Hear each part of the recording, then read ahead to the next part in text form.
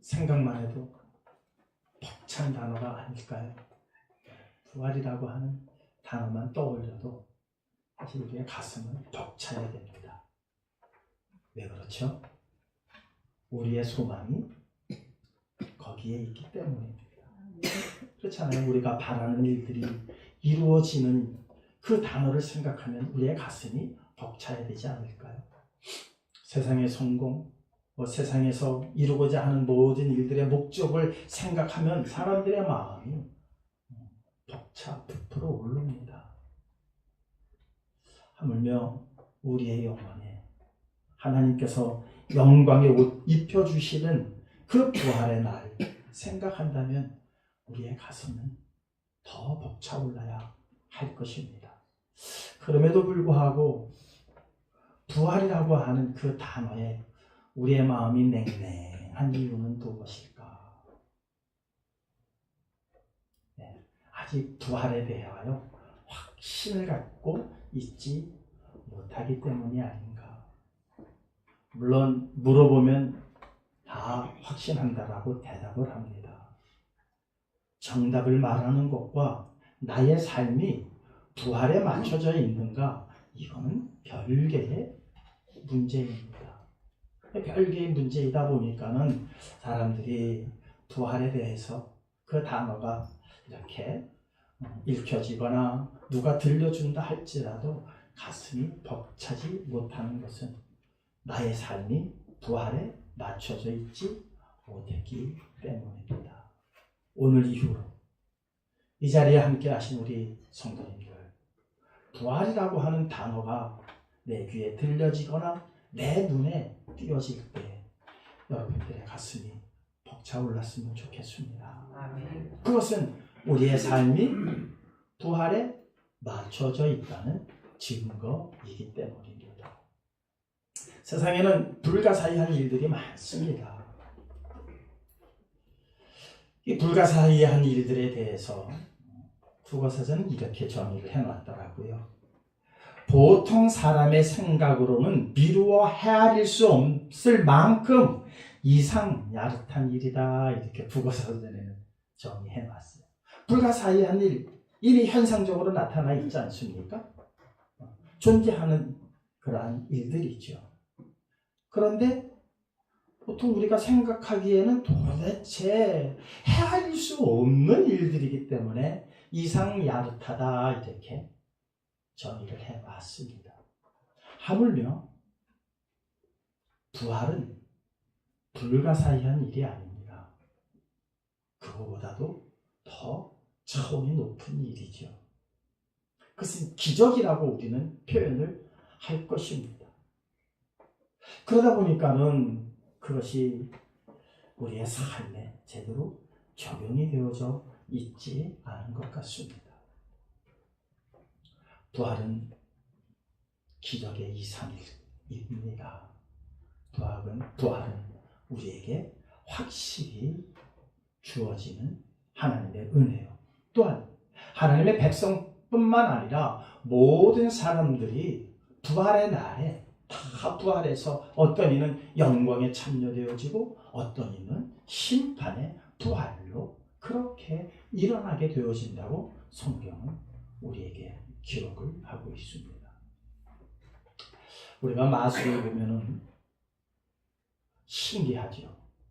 야, 저게 어떻게 저렇게 되지? 와, 사람이 갑자기 둘러 갈라졌다가 척 붙여놓으면 다시 이 사람이 벌떡 일어나기도 하고요. 여러 일들 마술의 그 일들을 보고 우리는 박수를 치고 좋아합니다. 그리고 고개를 갸우뚱갸우뚱합니다. 야, 저런 일이 어떻게 일어날 수 있을까? 그런데 원리를 알고 나면 에이, 그게 뭐야 그래요. 아니, 쏘갔네. 원리를 알면 그렇다는 거예요. 원리를 알기 전에는 이상하고, 야, 저기 저런 일이 어떻게 있을 수 있지? 이런 의문을 갖게 되어지지만 원리를 아는 순간 에이, 이게 뭐야? 에이, 그거 나도 조금만 노력하면 할 수 있겠다, 이런 생각들을 하죠. 물론 부활이 마술하고 비교할 수 있는 일은 아닙니다. 우리가 일상 중에서 야 저런 일이 어떻게 있을 수 있을까라고 하는 그 생각하는 그 일들도 원리를 알면은 아하 그렇구나라고 고개를 끄덕일 수가 있는 거예요. 우리는 부활에 대해서 한 번도 경험을 해보지 못했어요. 부활의 원리를 알 수가 없어요. 그러다 보니까 부활에 대하여 감흥이 별로 없습니다. 그러나 성경은 창세기서부터 시작해서 부활에 대하여 증거하고 있다는 사실입니다. 이스라엘 사람들은 부활의 소망을 갖고 살아온 민족입니다. 수없는 선지자나 또한 하나님의 종들을 통해서 부활에 대해서 말씀하셨고 그 부활을 삶의 초점 삼아 살아갔습니다. 제일 먼저 아브라함이라고 하는 믿음의 조상된 아브라함이 그러했습니다. 아들 데리고 하나님께서 그를 바치라고 할 때 그를 데리고 산으로 갑니다. 인간적으로 어떻게 100세에 난 아들을 하나님이 바치라고 했다고 해서 그렇게 제단에 올려놓고 칼을 뽑아들을 수 있을까? 그건 우리의 생각이죠. 아브라함 속에는 무엇이 있었느냐? 부활의 확신이 있었다는 사실입니다. 우리 히브리서 말씀 한번 보도록 하시겠습니다. 히브리서 11장 17절 주보에다 기록해놨습니다. 히브리서 11장 17절 18절 말씀 우리 함께 읽도록 하시겠습니다. 아브라함은 시험을 받을 때에 믿음으로 이삭을 드렸으니 그는 약속들을 받은 자로되 그 외아들을 드렸느니라. 그에게 이미 말씀하시기를 내 자손이라 칭할 자는 이삭으로 말미암으리라 하셨으니 그가 하나님이 능히 이삭을 죽은 자 가운데서 다시 살리실 줄로 생각한지라. 비유컨대 그를 죽은 자 가운데서도 도로 받은 것이니라. 아브라함은 이미 부활의 신앙을 가졌다고 히브리서는 기록하고 있어요. 실제로 창세기서를 보면은 그러한 모습이 나타납니다. 이삭을 데리고 갑니다. 그리고 이제 종들도 함께 가지요. 일정한 거리를 간 다음에 종들을 머물게 합니다. 그리고 나서 그 종들에게 말합니다. 너희들은 여기 머물러 있어라. 내 아들 이삭과 함께 가서 하나님께 제사를 드리고 우리가 너희에게로 다시 돌아오리라. 그렇게 기록을 했습니다. 그렇게 말을 했습니다. 아브라함은. 원래는 누구만 돌아와야 됩니까? 아브라함만 돌아와야 됩니다. 근데 아브라함은 내가 돌아오리라 하지 않았습니다. 우리가 돌아오리라. 이삭과 단둘이 가고 있습니다. 단둘이 그때부터 산으로 그렇게 들어갑니다. 그런데도 종들에게 말합니다. 내가 이삭과 다시 돌아오리라. 이미 부활을 확신하고 있었습니다. 뿐만 아니죠. 이사야도, 에스겔도, 호세아도 수많은 선지자들이 부활을 믿었으며 부활의 환상을 보았고 부활에 대하여 예언하고 있었습니다. 우리 이사야서 말씀 한번 함께 읽도록 하시겠습니다. 이사야서는 26장 19절에 이렇게 믿고 있었습니다. 함께 읽겠습니다. 주의 죽은 자들은 살아나고 그들의 시체는 일어나라. 티끌에 누운 자들아 너희는 깨어 노래하라. 주의 이슬은 빛난 이슬이니 땅이 죽은 자들을 내놓으리라. 이사야는 완전히 부활에 대한 믿음을 갖고 성경 말씀을 기록해놨습니다. 뿐만 아니죠. 에스겔은 무엇을 기록해놓고 있습니까? 에스겔 골짜기에 마른 뼈다귀들을 보고 하나님께서 명령하십니다. 야, 이 뼈들이 살겠느냐? 에스겔이 대답합니다. 아이고, 이 뼈들이 어떻게 살겠습니까? 하나님께서 명령하십니다. 대언하라. 뼈들을 향하여 대언하라. 에스겔이 대언합니다. 그랬더니 이 뼈와 저 뼈들이 톡톡톡톡톡 들어맞고 또한 거기에 살이 펴지고 힘줄이 들어가면 피가 돌아 큰 군대가 일어나는 그러한 환상을 에스겔은 보았습니다.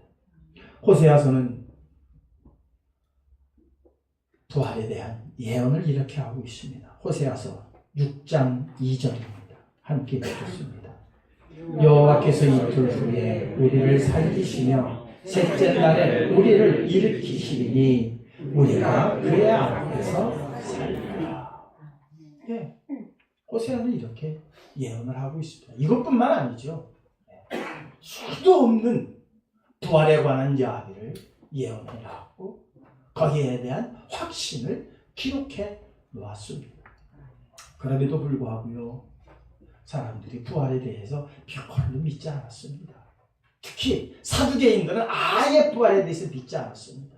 바리새인들은 믿기는 믿었지만 그것이 그냥 하나님의 말씀하시는 거니까 있겠지 정도였지 부활에 맞추어서 그들의 삶이 집중되지 않았습니다. 그래서 주님께서는 한탄하셨습니다.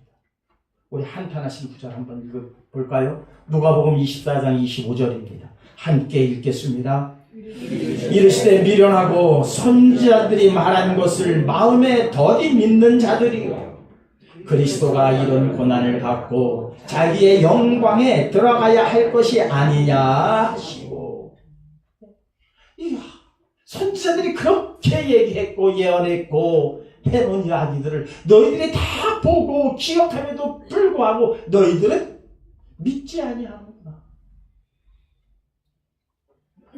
예, 베드로도 못 믿었습니다. 요한도 못 믿었습니다. 그러니 주님께서는 얼마나 마음이 아프셨을까 생각을 해봅니다. 부활에 대하여 그저 그냥 부활은 분명히 있는 거야. 왜? 하나님이 말씀하셨으니까 나는 부활을 믿어. 그러면서도 실질적으로 부활이라고 하는 사건이 내 눈앞에 나타날 때 어찌 그런 일이 있을 수 있을까 하고 사람들이 믿지 못하였다. 성경 예수님께서는 그렇게 책망을 하신 겁니다. 선지자들을 통하여 말씀한 그 말씀들을 더디 믿는 너희들아, 너희들은 왜 이렇게 그것을 더디 믿느냐? 주님께서는 한탄하셨습니다. 의학적으로, 과학적으로 아무리 세물해보고 계산을 해봐도 사람이 다시 살아난다고 하는 걸 증명할 길이 없습니다. 그러니 실제적으로는 그냥 신앙적으로는 교회 와서는 부활 있습니다라고 그렇게 고백은 하지만 삶 속에서는 그것을 제대로 받아들이지 못하는 것이 오늘 우리의 현실이기도 합니다. 그러나 아브라함이 그랬던 것처럼 여러분들의 삶 속에 부활을 확신하고 여러분들의 삶이 부활에 맞춰져 있기를 주님의 이름으로 축원합니다. 이유는 부활의 날에 여러분들이 후회하지 않게 하기 위해서입니다. 부활이 없다면 성경은 우리가 아까 교독할 때도 읽었습니다. 부활이 없다면 참 우리들은 불쌍한 자들입니다. 고린도전서 15장 13절에서 20절에 그렇게 기록을 해놨습니다. 부활이 없다면 참 우리만큼 불쌍한 자가 없다라고 그렇게 성경은 기록하고 있습니다. 없다면, 그러니 역으로 말하면 부활이 있다면 누가 가장 행복한 자입니까? 우리가 가장 행복한 자라. 부활이 없으면 가장 불쌍한 자지만 정말 부활이 우리 삶 속에서 현실적으로 일어날 때에는 그 부활의 초점을 맞추어서 살아가는 모든 성도들이 가장 행복하고 가장 영광스럽고 가장 기쁨으로 그날을 맞이할 것이라는 사실입니다. 반대로 얘기해 봅시다. 부활이 없다면 부활을 믿지 않고 세상을 살아가는 사람들이 행복할 겁니다. 즐거울 겁니다. 그러나 부활이 있다면 그들은 어떻게 되겠습니까? 부활이 없다라고 생각하고 살아온 그들은 어떠하겠습니까? 우리 다니엘서 말씀 한번 함께 읽겠습니다. 12장 2절입니다. 함께 읽겠습니다.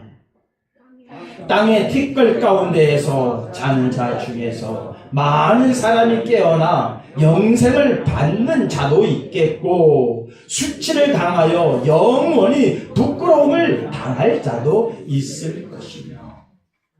부활은 두 가지로 부활한다는 겁니다.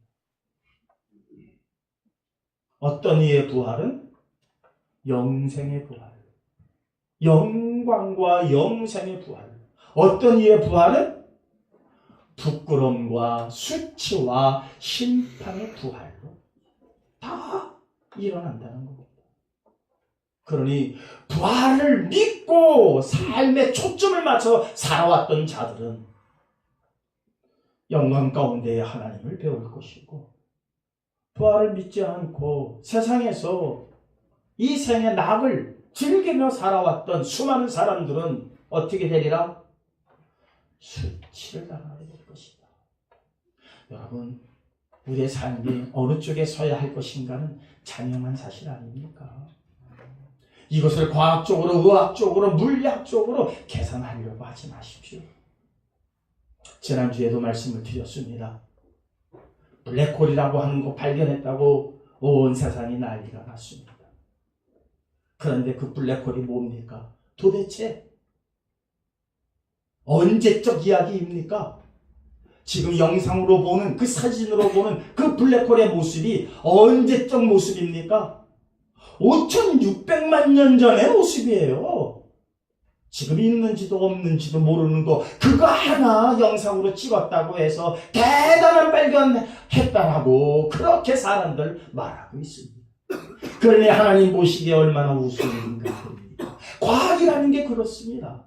과학이라고 하는 게 노벨 물리학상감이라고 떠들지만은 5,600만 년 전의 모습일 뿐입니다. 왜? 거리가 5,600만 광년에 있는 그러한 블랙홀이기 때문에 5,600만 년 전에 그 빛이 5,600만 년을 지금 달려와서 그 만원경에 포착이 된 겁니다. 그러니까 지금은 있는지 없는지도 모르고 어떻게 바뀌었는지도 모르고 그것이 얼마만큼 더 멀리 가 있는지도 모릅니다. 아무것도 모릅니다. 그런데 그거 하나 가지고 우주의 기원을 밝힐 수 있는 단초가 되었다고요. 그러니 어떻게 부활을 믿겠습니까? 그러니 어떻게 그들이 부활을 말할 수 있겠습니까?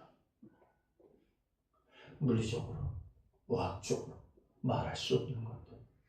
그러나 우리는 성경에 기록되어져 있고 수많은 선지자들이, 수많은 종들이 기록했고 예언했고 환상을 보았고 주님께서 실제로 부활하신 몸으로 제자들에게 나타나셨습니다. 마태복음 27장 53절입니다. 함께 읽겠습니다. 예수의 부활 후에 그들이 무덤에서 나와서 거룩한 성에 들어가 많은 사람에게 보이니라. 예수님께서 부활의 몸으로 나오셨습니다. 그리고 많은 사람들에게 나타나셨습니다. 믿지 못하는 도마에게, 야! 믿지 못해서 넘어지는 자 되지 말고 내 손을 만져보아라. 내 옆구리에 네 손을 한번 넣어보아라. 그리고 만져봄으로 인해서 너는 믿는 자가 되도록 하라. 그러면서 못자국난 손을 보이셨습니다. 옆구리의 창자국에 도마의 손을 대게 하셨습니다. 왜? 믿게 하시기 위해서. 나는 부활이 진리요 생명이라고까지 제자들과 또한 오늘 이 시대를 살아가는 우리들에게 알려주시기를 그렇게 소망하셨습니다. 그리고 오늘 본문에는 뭐라고 말씀하십니까? 부활은 하나님의 뜻이라고 그랬습니다. 마태복음 7장 21절은 뭐라고 말씀합니까? 주여 주여 하는 자마다 하나님 나라에 들어갈 것이 아니라 하나님의 뜻대로 사는 자라야만이 하나님 나라에 들어갈 수 있다라고 성경은 기록하고 있습니다. 그날에 많은 사람들이 내게 와서 내가 이런 일을 했습니다. 내가 이런 일들을 했습니다. 내가 주를 위해서, 내가 교회를 위해서, 내가 선교를 위해서 이런 일들을 했습니다. 할지라도 내가 너희를 도무지 알지 못하고 이들을 어두운 데 내어 쫓으라. 거기서 이를 갈며 올리라 하셨습니다. 하나님의 뜻대로 살지 아니한 헌신과 수고와 모든 일들은 하나님 앞에 아무것도 아니라는 겁니다. 그런데 하나님의 뜻이 뭐라고 오늘 말씀하고 있습니까? 오늘 본문은요. 우리 본문 말씀 함께 보시겠습니다.